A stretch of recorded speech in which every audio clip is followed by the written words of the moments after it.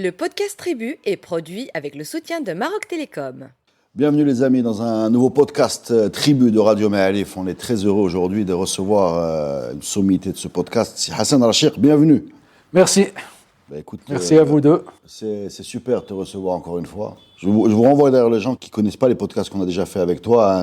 Un extraordinaire podcast qui s'appelle La Nation et qui dit des choses qui dans ta bouche sonnent claires et qui étaient peut-être un peu obscures avant que je ne t'écoute et que je ne le partage. Donc merci pour ce podcast, merci de revenir. Merci et merci aussi pour ce bouquin que tu sors qui s'appelle Le Maroc rural. Il y a l'autre podcast sur les nomades. Sur les nomades, exactement. Je n'ai pas fait beaucoup, donc autant les citer. Mais il y a aussi ce bouquin, alors c'est pas le premier bien sûr, mais celui-là s'appelle Le Maroc rural, dictionnaire socio-anthropologique, qui est sorti, il est sorti à l'édition La Croisée des Chemins.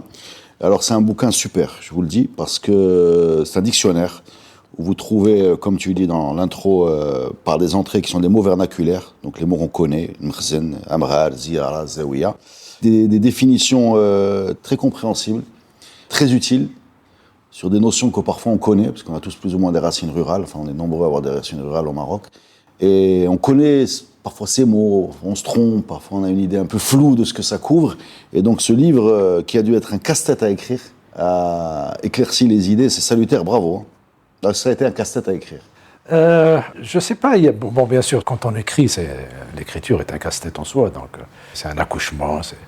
Mais l'histoire du livre, c'est pas comme les autres livres, c'est pas une recherche. Ce sont des notes que tu as prises au fur et à mesure. Pas forcément. Moi, je le dis à mes étudiants, depuis que j'enseigne, j'ai ouvert un dossier, et surtout 92 avec l'ordinateur, depuis 92 avec l'ordinateur, un dossier où je mets comme ça, pêle-mêle, ce que j'ai lu sur la mosquée, ce que j'ai publié sur la mosquée, sur l'Amrar, sur le Cheikh, etc. Et à un moment, le dossier est devenu assez riche. Et pour l'enseignement, pour la recherche, chaque fois, sur la Jama'a par exemple, j'ai publié un article sur la Jama'a il y a une quinzaine d'années, je me suis appuyé sur ce dossier. Ouais. Donc il y a des choses sur lesquelles j'ai déjà publié pas mal. Il y a des choses très peu, il faut le dire, très peu, où j'ai fait des lectures complémentaires. Sur le souk par exemple, je n'ai pas travaillé. Sur des communautés juives, j'ai jamais travaillé sur eux. Mais l'essentiel, c'est mes publications et mes notes de lecture. Donc, le casse-tête, c'était de trouver un peu l'équilibre entre le chercheur et le disséminateur, celui qui veut juste disséminer un savoir. Et peut-être que tu as vu que c'est un équilibre assez difficile à... Ouais, mais c'est l'équilibre qui est réussi, parce que c'est un livre, c'est pas le genre de livre qu'on lit du début à la fin, mais c'est un livre qu'on consulte, qu'on ouvre. Je vais vous donner une idée des entrées, voilà, les notions qui sont définies.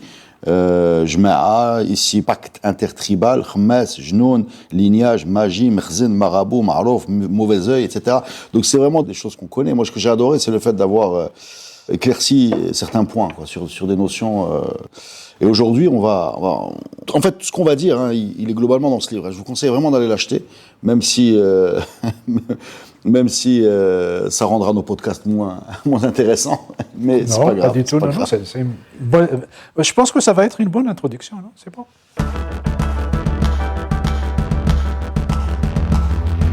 Alors, est-ce qu'on peut parler des saints, s'il te plaît ? Les saints, où il y a énormément de chapitres dans ton livre qui se rapportent aux saints. Il y a, si j'ai bien compris, derrière la notion de saint, il y a la notion de baraka. Il y a la notion de baraka, mais pas seulement. Alors, lorsqu'on parle de saint et baraka, c'est un peu la fin de l'histoire, en gros. C'est-à-dire lorsque la sainteté est réduite uniquement à cette demande de baraka. Dernier épisode, en fait. On peut parler comme ça, pour simplifier, on peut parler comme ça. Mais sinon, la sainteté, moi j'ai distingué 5 types de sainteté, ou 5 modes de sainteté, mais il y en a d'autres. Pourquoi distinguer des types de sainteté ? Parce qu'il est très difficile de donner une définition unique, homogène, à ce qui est un saint. Générique, si tu veux. Et donc, bon, bien sûr, il y a quelque chose de commun à tous les saints, c'est le fait que ce n'est pas des personnes ordinaires. Ça, c'est le SMIC, c'est le minimum. C'est des gens qui soit incarnent l'idéal de la société, que cet idéal soit religieux, que ce soit axiologique, les valeurs, etc., soit vraiment l'inverse. Donc il y a un minimum pour reconnaître ce qui est un saint, mais parmi cette population de saints, il y a 5 types que j'ai distingués dans le dictionnaire. Alors il y a le premier, je vais t'aider, oui. C'est le saint associé à la perfection spirituelle. Oui, ça c'est un peu ce qui vient à l'esprit. Ouais, c'est le premier. Ce qui vient à l'esprit, voilà, ce qui vient à l'esprit, c'est le saint. C'est quelqu'un qui est habillé en blanc, c'est quelqu'un qui prie beaucoup, c'est quelqu'un qui prie plus que les autres, qui jeûne plus que les autres, etc. etc. Ça existe, et j'ai donné l'exemple de Moulay Shaib Erdad, donc enterré à Azmour. Mais il y en a d'autres. Mais ça, on va dire, c'est le mainstream. C'est le mainstream le plus connu, etc. etc. Donc, perfection spirituelle, c'est une définition de la sainteté. Parfois, il est la seule définition qui est donnée dans quelques dictionnaires. Ouais. Tu en as d'autres. Hein. Tu as le saint ermite. Le saint ermite, c'est un autre type de perfection spirituelle, toujours, mais qui n'est pas basé sur la prière, qui n'est pas basé sur le jeûne, qui n'est pas basé sur les tabous. Le Dad, c'est quelqu'un qui priait debout plusieurs heures. Hein. Il méditait beaucoup, tellement il était absent et absorbé par la méditation qu'il avait un muaddin, celui qui appelle à la prière, qui vient lui dire, bon, maintenant, tu arrêtes la méditation, voilà, tu arrêtes la méditation, on va passer la prière canonique. L'ermite, c'est le retrait, c'est la fuite. Il y en a beaucoup. Il y en avait beaucoup. L'essentiel de ces types de saints, il est intéressant de le dire, existe un peu partout. En Égypte, mais vraiment, quand je parle de l'Égypte pré-islamique, la Syrie pré-islamique, etc. Alors, les ermites sont moins nombreux, d'après la géographie, parce qu'il faut toujours se méfier. Moi, j'ai écrit à partir de la géographie. La géographie, c'est un peu la vie des saints, ceux qui écrivent sur la vie des saints. Est-ce qu'ils ont donné beaucoup plus d'importance à ce type de saints, beaucoup plus que d'autres? J'en sais rien, je ne peux pas le dire. Mais Abu Yazza est très connu, très célèbre. On appelle Bouazza. Bouazza, Khnifra, la région de Khnifra. Il est très célèbre. La géographie lui a consacré une place assez importante. Et donc l'ermite, c'est celui qui fuit la société et qui va vivre naturellement. C'est vraiment le contraire de la culture. Le summum n'existe pas chez nous, il existait en Égypte pré-islamique. C'est l'ermite qui était nu et qui se couvrait grâce à ses longs cheveux. Ouais, c'est le maximum du dénuement. C'est le maximum de fuite de la culture, etc. Et donc, vous avez l'ermite qui vit un peu, qui mange les plantes, qui se nourrit des plantes, etc., etc. Le troisième... C'est le saint fonctionnel. Alors lui, il est politique, lui. Oui, le saint fonctionnel, c'est un saint qui a des fonctions dans la société. Et ces fonctions peuvent, bien sûr, découler de la perfection spirituelle, découler d'autres stratégies d'accès à la sainteté. Ce n'est pas la peine de tout détailler. Et donc, par exemple, l'arbitrage des conflits. Il y a une petite citation, peut-être qu'on va la faire, de Paul Pascon, il est très courte, sur le fait que les saints étaient souvent enterrés ou fonctionnaient aux frontières des tribus. Ouais, je vais la lire. Hein. Oui. Il y a dans le Haus une géographie du sacré. Les pôles de la sainteté ne sont pas distribués au hasard. Ils balisent des frontières, ils occupent des espaces intermédiaires où rivalisent les tribus. Ils comblent des vides du temporel. Donc c'est des saints politiques qui règlent les conflits. Et cette fonction d'arbitrage également, bon, je n'ai pas tout détaillé dans l'article, mais je le signale maintenant, existait également dans d'autres pays, y compris la Syrie de 2e siècle après Jésus-Christ, quelque chose comme ça. Donc pré-islamique, quoi. Voilà.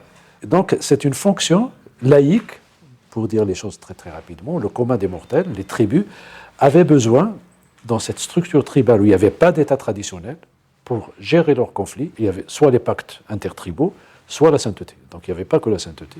Et puis le saint également était le garant des voyageurs, des commerçants, des caravanes, et ainsi de suite.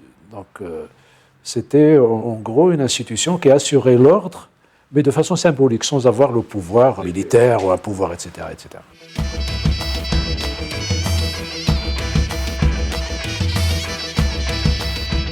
Voilà, donc il y avait ces fonctions.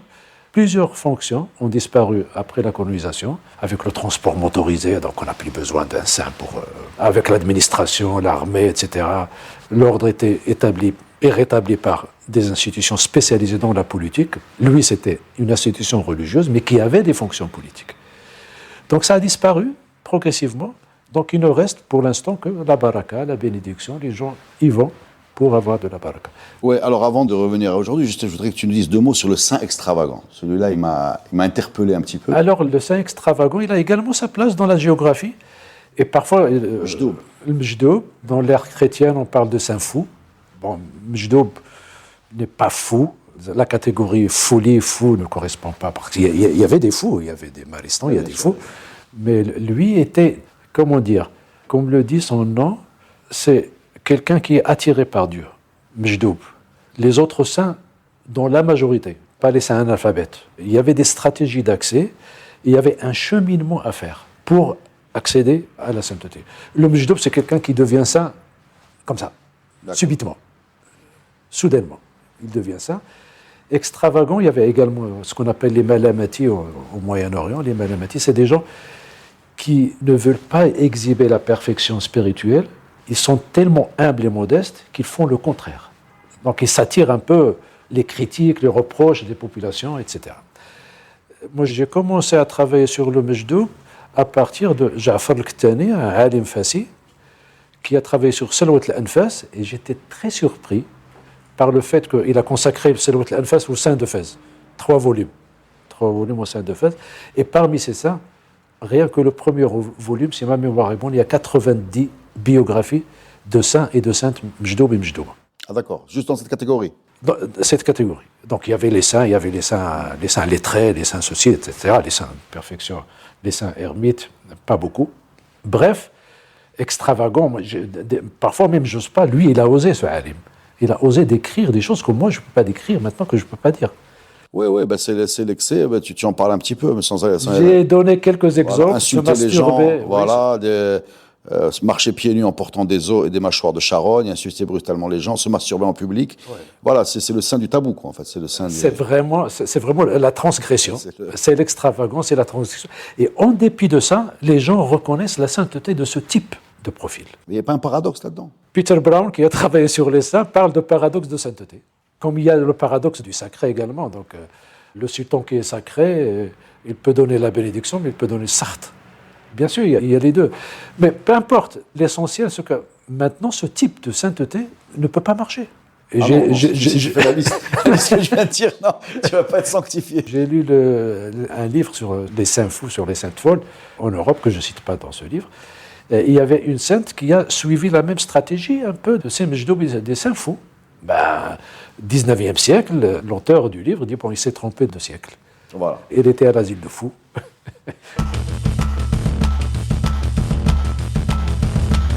Alors, tu disais, qu'est-ce qui reste de ces saints après le XXe siècle? Bon, déjà, il reste des noms de villes, de villages. Ouais. Voilà.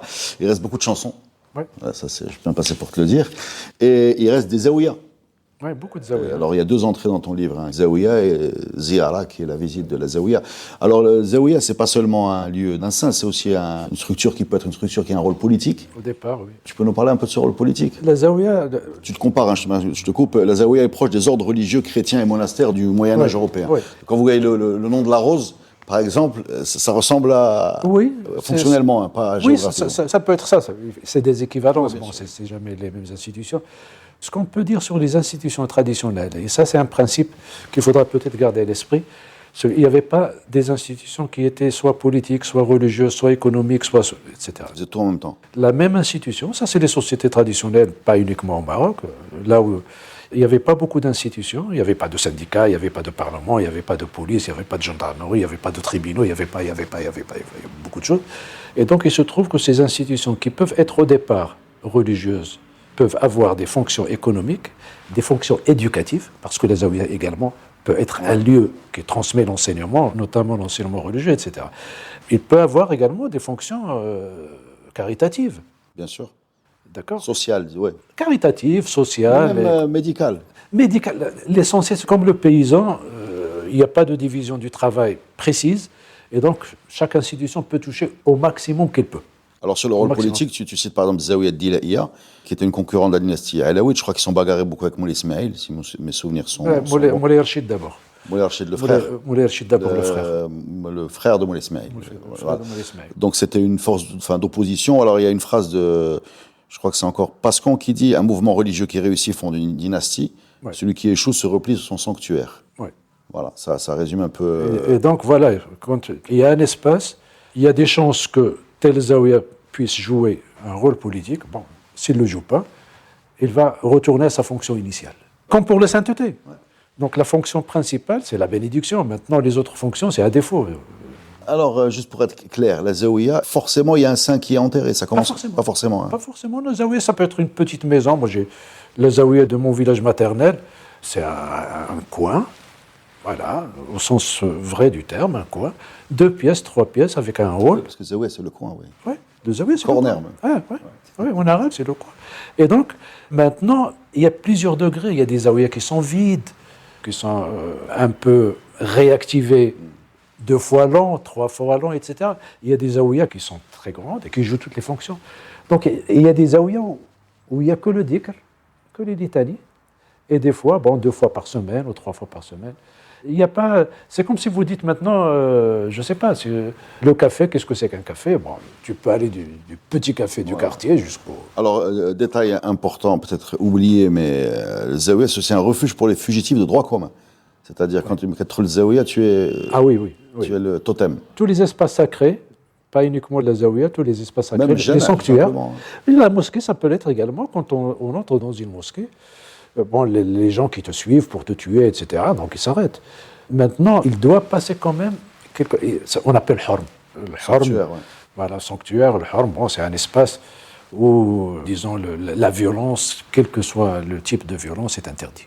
Donc, c'est des institutions religieuses, mais qui contribuent à la régulation, à l'ordre social à l'époque.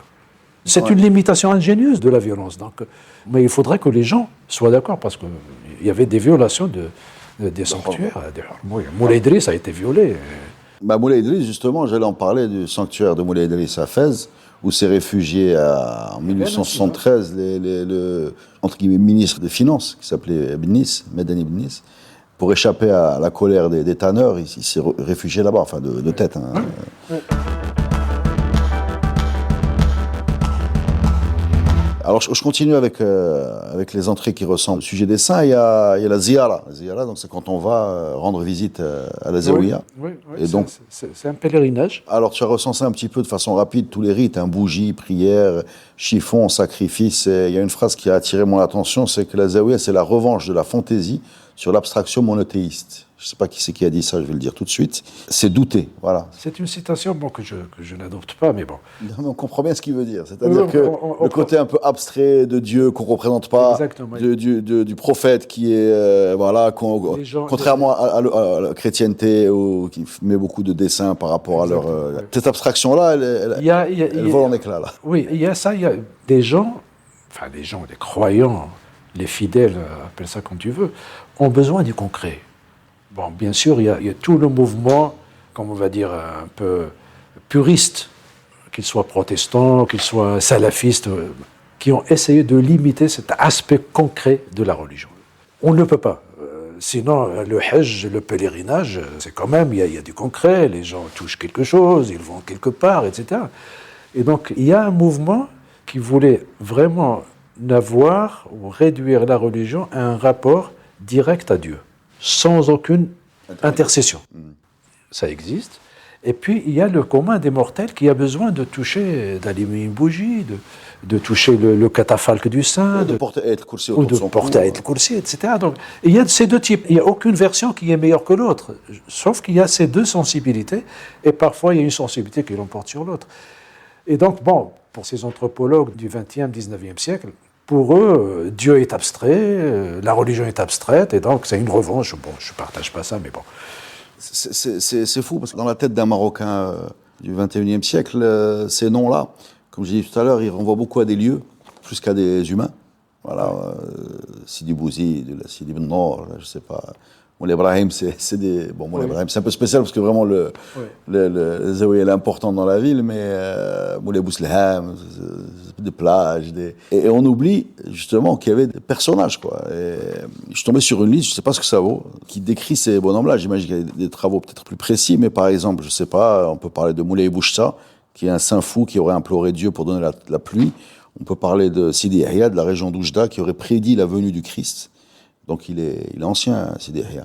Moulay Bousleham, dans le Ralb, qui est un Égyptien, soufi ayant vécu au XIe siècle, de Sidi Ahmed el-Bardonsé, qu'on connaît bien à Casa, inhumé près de Fès, célèbre par les arbres auprès desquels les patients atteints de maladies incurables viennent brûler les cierges. Donc c'est fou, peut-être pour toi tu es dedans, donc c'est évident, mais pour nous, on a l'impression de transformer des lieux en personnes, et on a du mal à imaginer que ces personnes soient, disons, identifiées, qu'ils aient une vie, un nom, une histoire et une raison précise d'accession à la sainteté. Ça, je voulais le préciser.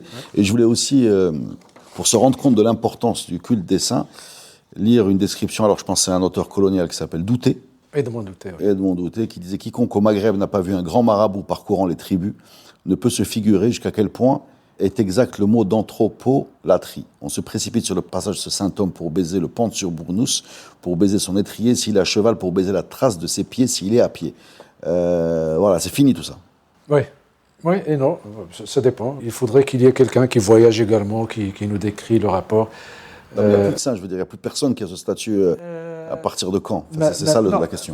Maintenant, c'est une très bonne question, mais pas uniquement pour le Maroc, mais les derniers saints qui sont canonisés en Occident catholique, bon, il n'y en a pas non plus beaucoup. Bon, maintenant, il y a Sainte Teresa, des profils comme ça. Au Maroc, si quelqu'un vous dit, bon, il y a un saint, maintenant, qu'on vient d'enterrer, il va devenir saint, etc. Il n'y en a pas. À ma connaissance, il n'y en a pas. Maintenant, ce qu'il y a, c'est la sainteté héréditaire. C'est-à-dire les descendants du saint X ou Y. Si descendants, il y a. On arrive à la baraka. Exactement, la baraka transmise par le saint. Donc, Zawed Sidi Hansal, Oulad Sidi Ahmed Moussa, Tamgrout, etc. Donc, c'est des agouram, c'est des saints. Mais ce n'est pas des saints qui ils n'ont pas accédé à la sainteté par leurs propres efforts, ils l'ont hérité. C'est le type maintenant, le mainstream, d'après ce que je sais, qui existe. Le reste, mais comme, bon, je ne veux pas être un peu fonctionnaliste à l'extrême, mais comme les fonctions qui étaient assurées par la sainteté sont maintenant accomplies et réalisées par d'autres institutions, et comme également le rapport nouveau à la religion est un rapport relativement moins concret que dans le passé. Moins concret. C'est-à-dire, ils ne touchent pas le concret. Donc, c'est des gens qui peuvent faire leurs prières, qui peuvent prier, qui peuvent... Maintenant, il y a la ruqya qui prend le dessus. Et donc, les gens se contentent un peu de ça. Et les autres institutions, comme la fonction de la zawiya ou de la ziyara ou de la sainteté, maintenant, ce sont des fonctions qui sont oubliées.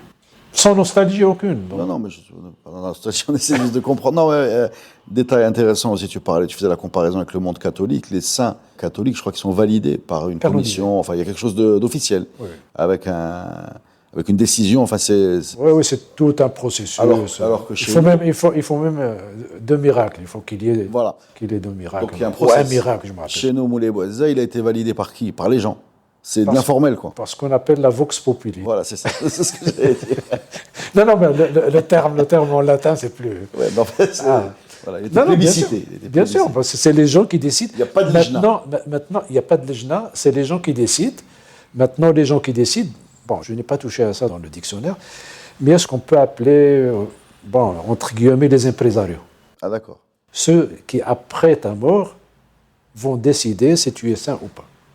Et ça, s'il n'y a pas dans le village, dans la tribu, des gens qui vont, non pas reconnaître ta sainteté, mais font que ta sainteté se perpétue, bon, tu seras oublié. Merci Donc beaucoup. Il y a les deux, il n'y a pas que le travail. Ben, écoute, c'est comme nous, les artistes, les chercheurs, si tu n'as pas d'impresario, tu ne seras pas connu comme moi. Aujourd'hui, il faut avoir un bon compte Instagram, ce que n'avait pas Moulay Bouazza. Ah non, ça c'est... Merci beaucoup, Merci, Hassan. merci à toi, merci à vous, à toi et à Hamza, merci.